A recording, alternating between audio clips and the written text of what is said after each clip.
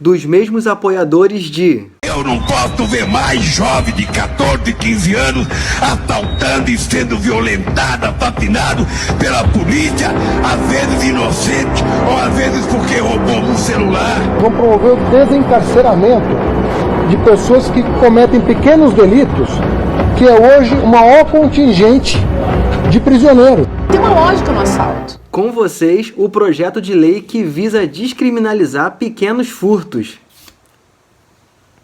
Parece brincadeira, mas é sério.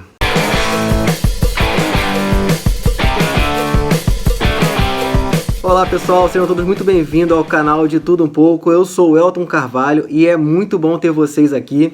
Desde já quero pedir vocês aquela forcinha aí, se inscrevam aí no canal, compartilhem esse conteúdo aqui para que esse conteúdo possa alcançar cada vez mais pessoas e ajudar a fazer esse canal aqui crescer. Bom pessoal, é isso mesmo, né? Existe aí um projeto de lei que foi protocolado aí por alguns deputados do PSOL, que tem justamente esse objetivo, né, de descriminalizar pequenos furtos e eles buscam ali fazer algumas alterações no artigo penal 155.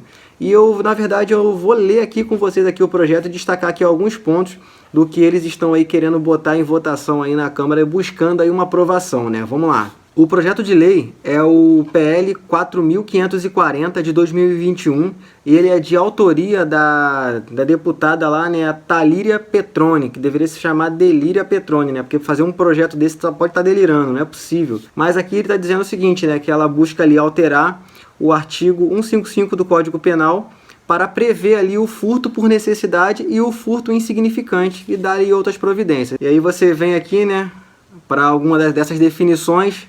Aí no parágrafo 1º, considera-se furto por necessidade quando a coisa for subtraída pelo agente em situação de pobreza ou extrema pobreza para saciar sua fome ou necessidade básica imediata sua ou de sua família. E o furto significante vai ser aquele furto quando ele for insignificante a lesão ao patrimônio do ofendido.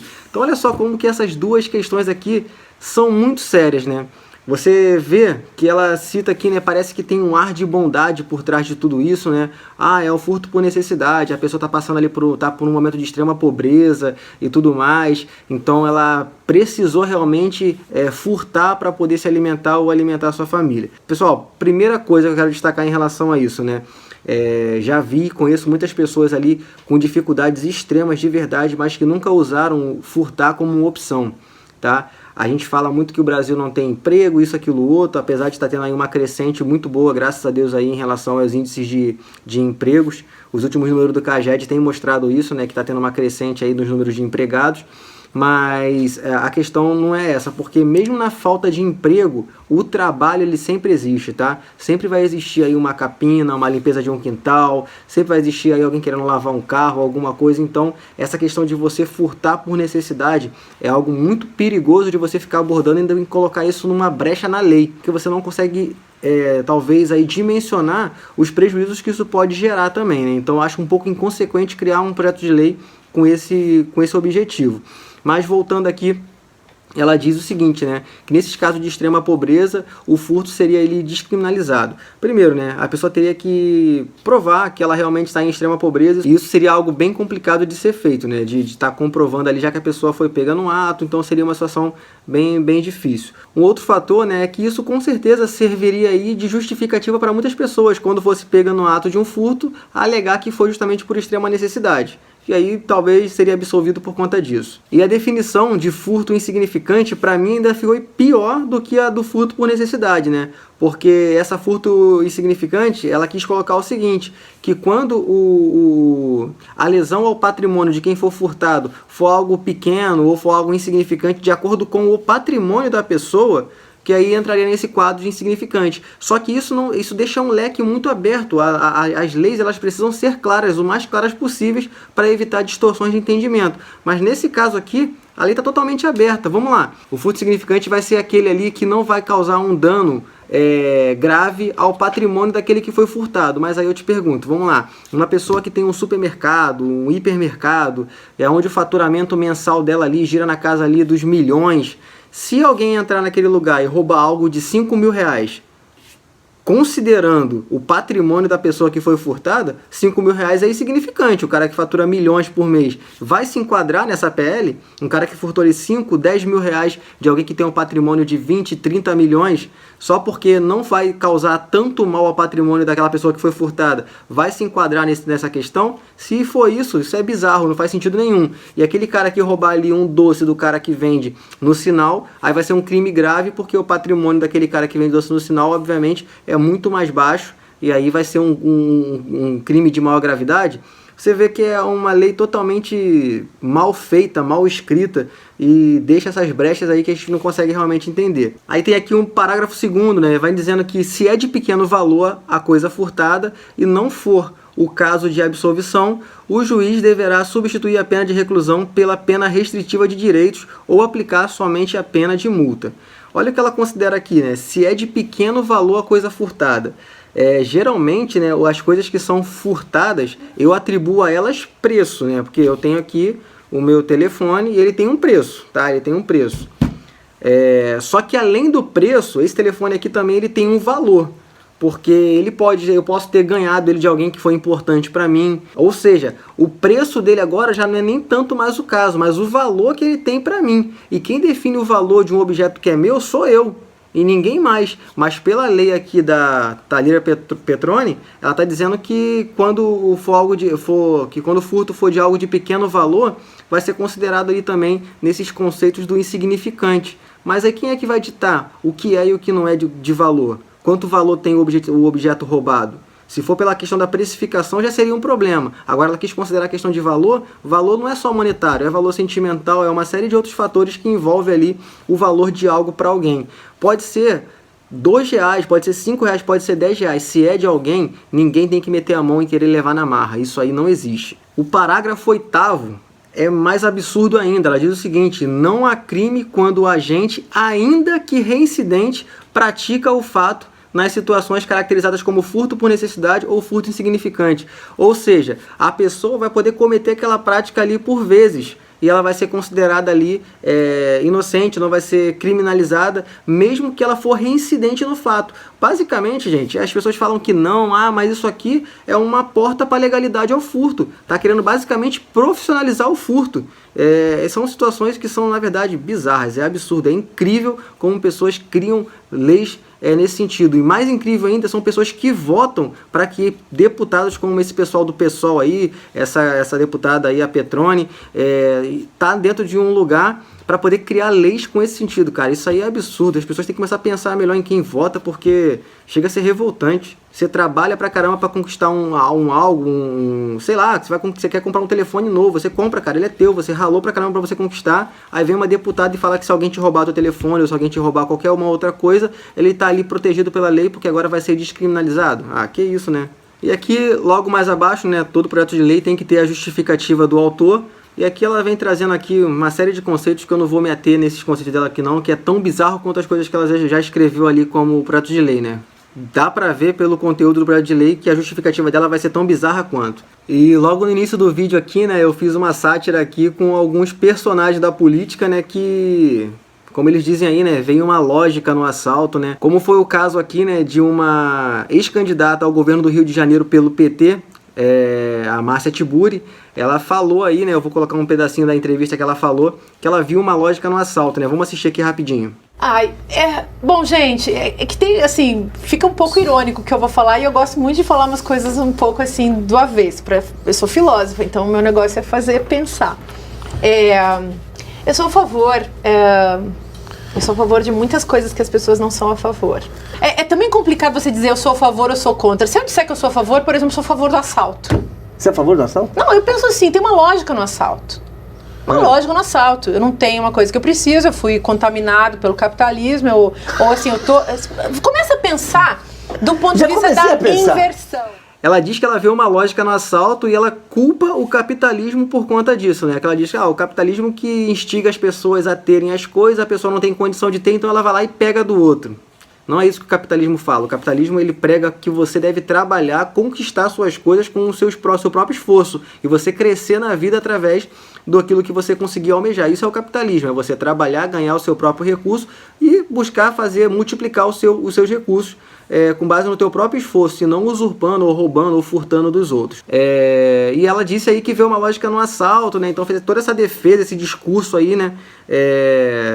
Tem gente que acha que é um discurso bonito, eu acho um discurso ridículo, mas ela fez esse discurso todo. Porém, em 2019, né, essa mesma aí, ex-candidata aí, né, a Márcia Tiburi, ela teve a casa dela invadida, o que é lamentável, né, independente da ideologia dela aí, mas é lamentável ter a sua propriedade privada invadida, né, e ter sido ali de alguma forma ali amedrontada por conta de situações como essa.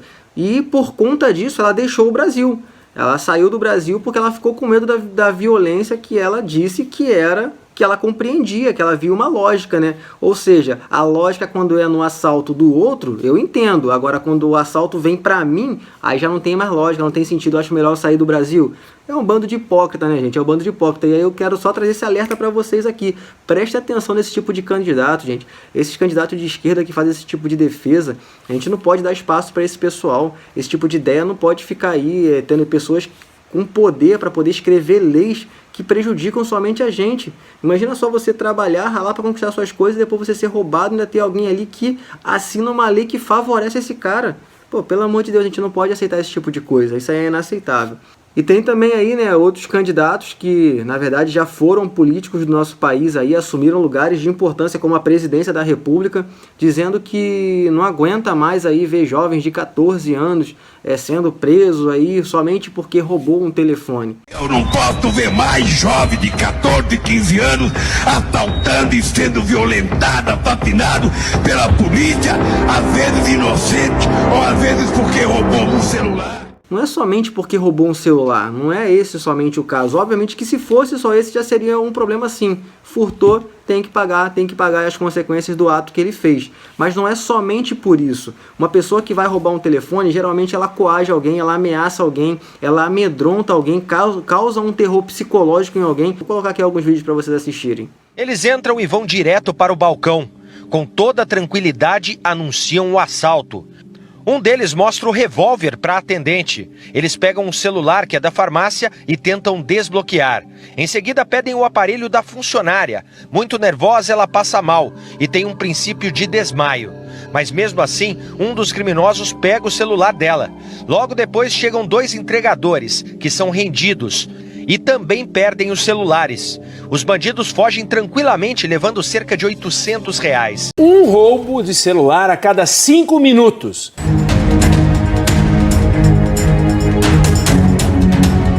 Na cidade mais populosa do país, é praticamente impossível não conhecer alguém que já teve o celular roubado. São 300 assaltos por dia, em média. Roubo de celular, roubo de bolsa, pessoas sendo jogadas no chão. Os aparelhos roubados costumam custar caro e são revendidos no mercado clandestino. Mas o principal interesse dos criminosos é o acesso às contas bancárias das vítimas, que são rapidamente esvaziadas. A polícia diz que analisa as regiões onde acontecem mais roubos e reforça o patrulhamento nessas áreas. São esses tipos de atos que tem alguns políticos que dizem que aí dá para entender, tem lógica nisso. É porque ele não tinha, coitado, poxa, ele não tinha, ele queria ter aí um telefone do momento, um telefone que está em alta, e como ele não tinha condição de comprar, ele foi lá e botou uma arma na cabeça do outro somente para poder conseguir o telefone. Isso quando não tira a vida de alguém por conta de um telefone, como é o vídeo desse senhor aqui, que eu vou colocar aqui agora, infelizmente, aqui, não sei se é parente dele, mas está aqui, ó, chorando aqui aos prantos, um pai de família que perdeu um filho somente porque um cara simplesmente se sentiu no direito de tirar a vida dele para poder pegar o celular, para poder roubar um celular. E aí tem gente político que fala que isso aí que não é aceitável ver um cara que roubou o telefone ir preso, né? Mas não fala nada quando esse cara que roubou o telefone tira a vida de alguém. Veja esse vídeo, veja se isso não é revoltante. Certa feita eu ouvi um presidente ladrão dizer que não aguentava mais ver um ladrão de celular ir preso. Eu agora digo para todo o Brasil, para todo o estado do Amazonas. Eu não suporto mais, eu não aguento mais ver um pai, uma mãe, ver um familiar chorando, porque um ladrão de celular matou mais um filho, mais um pai de família. E recentemente, né, o filho do ex-presidente e ex-presidiário Lula, ele também foi roubado por menores ali, né, de 14, 15, 16 anos, que roubaram o telefone dele enquanto ele estava parado num semáforo. Ameaçaram ele com uma arma falsa e levaram ali os celulares, alguns pertences que ele tinha. Eu gostaria muito que o filho do Lula agora falasse para ele como que é ficar aí no cano de uma arma, mesmo que falsa, porque você não tem como identificar se a arma é ou não é falsa. Então como que é a sensação de ficar aí sobre o cano de uma arma e ser aí totalmente pressionado, né? Como é que é o psicológico de alguém que teve aí passar por toda essa pressão somente porque um cara se sentiu no direito de ter o telefone dele ali furtado, né? E uma coisa interessante de se abordar é que os 4 menores ali, né, que estavam envolvidos no caso e que roubaram ali o telefone do filho do Lula, eles foram apreendidos pela polícia, né? Tava passando, na segunda matéria, estava passando ali carros da polícia na hora, presenciaram a situação e conseguiram prender os meninos. Eu queria saber o seguinte, né? Se esses meninos já foram soltos, já que o Lula diz que não aguenta mais ali ver, né, menores que roubam o telefone sendo presos, né? E agora que foi com o filho dele, será que também que ele quer que os menores sejam ali soltos? Ou ele quer que a justiça seja feita em relação a esse fato? Então, gente, assim, moral da história, não existe essa ideia de que descriminalizar vai ser a ferramenta para você diminuir o encarceramento, né? Até porque a justificativa deles é justamente essa. Vamos diminuir o encarceramento. Como que a gente vai fazer isso? Vamos descriminalizar os pequenos furtos, porque são eles que geram maior população dentro das prisões e tudo mais. Se isso realmente fosse verdadeiro, se isso fosse alguma coisa que fosse de verdade eficiente, a gente teria resultados positivos em países que adotaram isso, como foi o estado da Califórnia nos Estados Unidos. Lá criaram-se, né, uma lei também nessa tentativa de reduzir o número de encarcerados, e realmente eles conseguiram reduzir o número de encarcerados depois que eles implantaram essa lei. Porém, essa lei ela permitia um furto de até $950. Você acredita que até $950 lá era permitido roubar e não era descriminalizado? Eu digo que era permitido roubar porque foi isso que aconteceu. Olha aqui nesse vídeo aqui o que estava acontecendo lá na Califórnia quando essa lei foi instaurada. Os furtos à luz do dia mostram os ladrões agindo livremente. Nesta loja, eles saem carregando mochilas cheias de mercadorias e roupas penduradas nos braços. Aqui, um homem entra em uma farmácia, enche uma sacola de produtos e vai embora. Este vídeo, por exemplo, mostra a ação de uma das gangues. A Procuradoria-Geral da Califórnia disse que já identificou, processou e condenou dezenas de suspeitos e que os furtos estão em queda. Mas o grande problema, segundo o chefe de polícia de São Francisco, foi a criação do chamado crime organizado de varejo. Grupos criminosos que revendem os produtos roubados. Então você vê aí, ó, pessoas saindo com sacolas de mercadoria. Já que eu posso fazer esse furto e eu não vou ser ali de alguma forma penalizado, então, cara, vamos roubar $950. Teve lojas que fecharam as portas por conta disso. Como que você mantém um prejuízo desse? Como que você mantém essa falta que vai fazer aquele material ali que é comprado para poder revender? Então, sim, são coisas que são absurdas, né? As pessoas gostam muito de olhar para fora e pegar os exemplos. Mas por que não pega esse exemplo? Não dá certo, isso não dá certo. Descriminalizar pequenos furtos é uma coisa que não vai gerar ali, não vai resolver o problema da violência em relação à questão do furto. Na verdade, você vai aumentar o quantitativo de pessoas que vão se sentir ali no direito de poder roubar alguém, de poder furtar alguém, porque agora está amparado por uma certa legislação. Então, gente, isso aí não faz de verdade sentido nenhum. As pessoas só respeitam de verdade aquilo que elas temem. Infelizmente, a legislação brasileira é tão frouxa, tão fraca, que as pessoas não temem, porque sabem que vão ser presas hoje e amanhã estão sendo soltas e continuam cometendo suas ilegalidades. E tem muita gente que me questiona, pô, cara, mas você fala aí de penas mais duras para as pessoas, pô, tu é um cara cristão, como é que você defende esse tipo de coisa? Cara, eu sigo realmente as escrituras, eu sigo aquilo que a palavra diz. Existe uma palavra muito interessante lá em Romanos 13, para quem tiver interesse aí, eu até aconselho que vocês leiam. Romanos 13 vai falar sobre a submissão às autoridades. No capítulo 13, nos versículos de 1 a 4, que diz o seguinte: todos devem sujeitar-se às autoridades governamentais, pois não há autoridade que não venha de Deus. As autoridades que existem foram por ele estabelecidas. Portanto, aquele que se rebela contra a autoridade está se colocando contra o que Deus instituiu. e aqueles que assim procedem trazem condenação sobre si mesmos. Pois os governantes não devem ser temidos, a não ser pelos que praticam o mal. Você quer viver livre do medo da autoridade?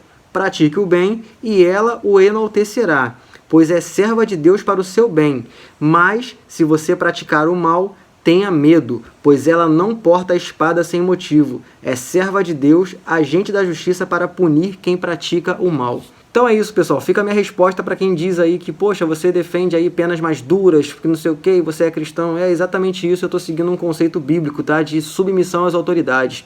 As autoridades precisam ali ser respeitadas. E como eu disse, né, as pessoas, infelizmente, elas só respeitam aquilo que ela teme. Então não é afrouxando leis que você vai ter cidadãos mais conscientes em relação a essas questões. Agora, quando a pessoa sabe que há uma punição séria, uma punição grave para as falhas que elas cometem, elas começam a andar ali na linha e realmente isso aí tende a diminuir se você tiver leis mais rígidas, leis mais firmes que combatam de verdade a criminalidade. Não que passe pano aí para essas pessoas que cometem esse tipo de atrocidades aí, colocando pessoas de bem aí, muitas das vezes sobre a mira de uma arma e causando pânico e terror em muita gente. Eu, por experiência própria, eu falo, eu já fui furtado, levaram coisas de pouco valor realmente minha, levaram uns trocados que eu tinha no bolso, mas a pessoa que me furtou, ela estava com uma faca na mão e os outros dois eu não sei o que tinham. Então, assim, você se sente totalmente impotente, você não sabe o que fazer, você não sabe o que vai ser da tua vida, talvez por conta daqueles trocados, talvez você perca a sua vida. Então, assim, são coisas que são muito mais profundas do que simplesmente ali descriminalizar e dizer que as pessoas roubam por necessidade. Até porque a justiça brasileira hoje já deixa isso a cargo dos juízes que estão julgando. Se o juiz entender que aquele roubo ali de verdade foi por há uma justificativa, foi uma situação à parte, o juiz ele pode conceder o perdão de acordo com a análise dele, não precisa criar ali um projeto de lei que na verdade vai ser sim a porta para as ilegalidades no Brasil e a porta para que as pessoas possam cometer furtos e ainda assim se sentir no direito de poder fazê-lo.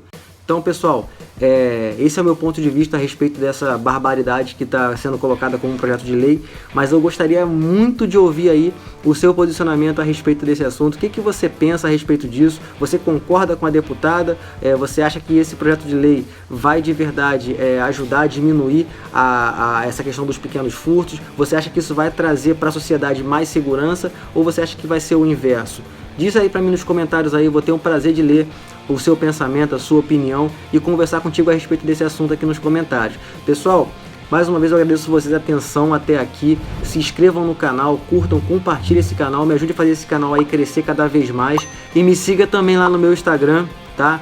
Geralmente eu posto muito dos cortes de algumas coisas que eu faço aqui, mas também posto conteúdos novos daquilo que a gente tem presenciado no nosso dia a dia. Então me segue por lá também para você ficar sabendo de tudo que tá rolando aí no nosso Brasil, para que a gente possa comentar cada vez mais aqui. Quero que você deixe também nas sugestões lá no Instagram, algo que vocês queiram que eu comente, que eu faça uma análise aqui junto com vocês. Deixe como sugestão lá, que vai ser um prazer para mim estar falando dos assuntos que são relevantes para vocês também. Pessoal, muito obrigado pela atenção de vocês até aqui. Fiquem todos com Deus, que Deus tenha misericórdia da nossa nação. Um beijo para todos, até os próximos vídeos.